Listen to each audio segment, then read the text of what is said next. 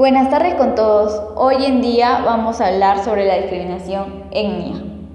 En nuestra comunidad, hoy en día se ha visto mucha discriminación étnica entre las personas por sus orígenes, cholo, serrano, negro, etc. Lo cual es muy importante solucionar este asunto o situación porque todos tenemos los mismos derechos y igualdades como ciudadanos en nuestra comunidad.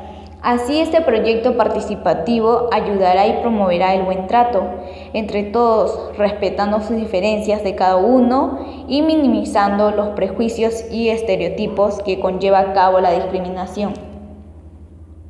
El objetivo de nuestro proyecto participativo es buscar acciones demostrativas de la regulación de nuestra comunidad frente a esta situación de discriminación por los orígenes de las personas y la desigualdad de oportunidades, con el fin de apoyar a nuestra población para erradicar los comportamientos y expresiones de las personas hacia otras de intolerancia y discriminativa, para así evitar la vulnerabilidad de nuestros derechos humanos como ciudadanos y compatriotas que somos. ¿Alguna vez se han preguntado qué es la discriminación étnico-racial? Para que podamos entender la importancia de este día, es necesario saber qué es discriminar. Discriminación étnico-racial es todo trato diferenciado, excluyente o restrictivo basado en el origen étnico-cultural. Hábitos, costumbres, indumentaria, símbolos, formas de vida, sentido de pertenencia, idioma y creencias de un grupo social determinado. En las características físicas de las personas como el color de piel, facciones, estatura, color de cabello, etc., que tenga como objetivo o por resultado anular o menoscabar el reconocimiento o goce o ejercicio de los derechos y libertades fundamentales de las personas en la esfera política, económica, social y cultural. Por ejemplo, si dos personas quieren acceder a un lugar público y solo puede ingresar una porque cuenta con rasgos aceptados como más bellos por la sociedad, este acto es racista. Cabe señalar que un término asociado a la discriminación étnico-racial y que suscita más de una equivocación sería el racismo. El racismo es una ideología basada en que los seres humanos podemos ser categorizados en razas. Esta categorización se fundamenta únicamente en características físicas o biológicas de los seres y postula que dentro de esa categorización existe ninguna raza que son superiores a otras. Entonces la discriminación étnico-racial hace referencia al acto mismo. También es posible señalar que la discriminación étnico-racial se encuentre basada en una ideología racista. La discriminación racial en el Perú. Un panorama general sobre la discriminación racial en el Perú nos muestra las siguientes cifras. Más de 1 millón de peruanos han sufrido de discriminación.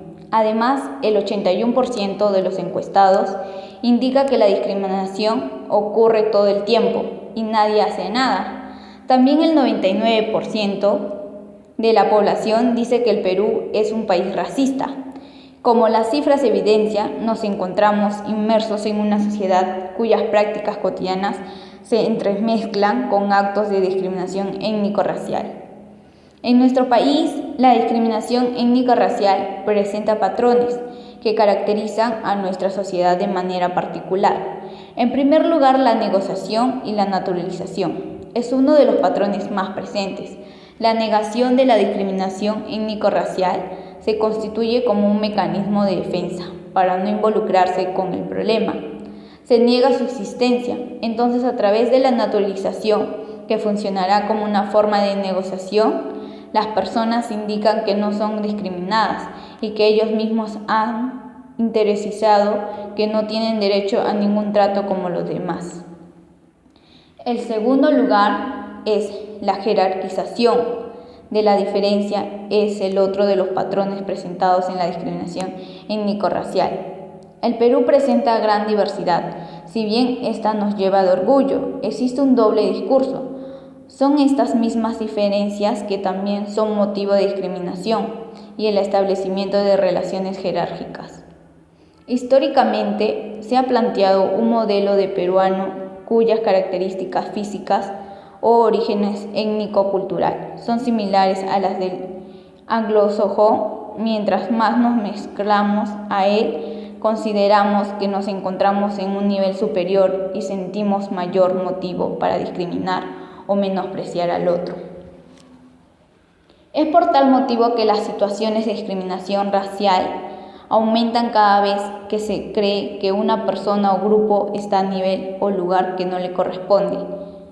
La autora Cecilia Méndez afirma lo siguiente: la valoración tremendamente peyorativa que ha adquirido la sierra como una geografía asociada a lo rural por antonomasia, así como sus poblaciones por etnia o racialmente han sido reducidas a la condición de indios. Es así como la palabra indio se ha posicionado como un insulto y de la misma forma la palabra serrano se usa para discriminar. Estas palabras han sido entendidas como ofensas en base de prejuicios y estereotipos que están presentes en nuestra sociedad desde la época colonial. Los patrones anteriormente señalados no permiten el ejercicio pleno de los derechos de las personas, dado que son discriminadas, siendo imposibilitadas de participar y opinar. Su voz no cuenta en estas circunstancias y por tanto su condición de ciudadanos y ciudadanas se encuentra menoscabada. Por último, la Constitución Política del Perú señala en el artículo 2, inciso 2, toda persona tiene derecho a la igualdad ante la ley. Nadie debe ser discriminado por motivo de origen, raza, sexo, idioma, religión, opinión, condición económica o de cualquiera otra índole.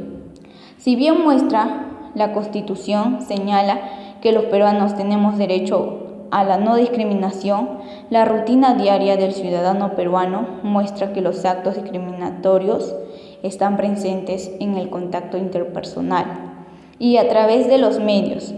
Estas situaciones demuestran que aún hay mucho por trabajar. La inclusión social de todos los peruanos. La inclusión social verdadera toma lugar cuando absolutamente todos los miembros de una comunidad pueden vivir en armonía, en un lugar mismo. Es decir, que la exclusión en nuestro país se dará cuando aceptemos a los miembros de diferentes partes del Perú como ciudadanos y ciudadanas.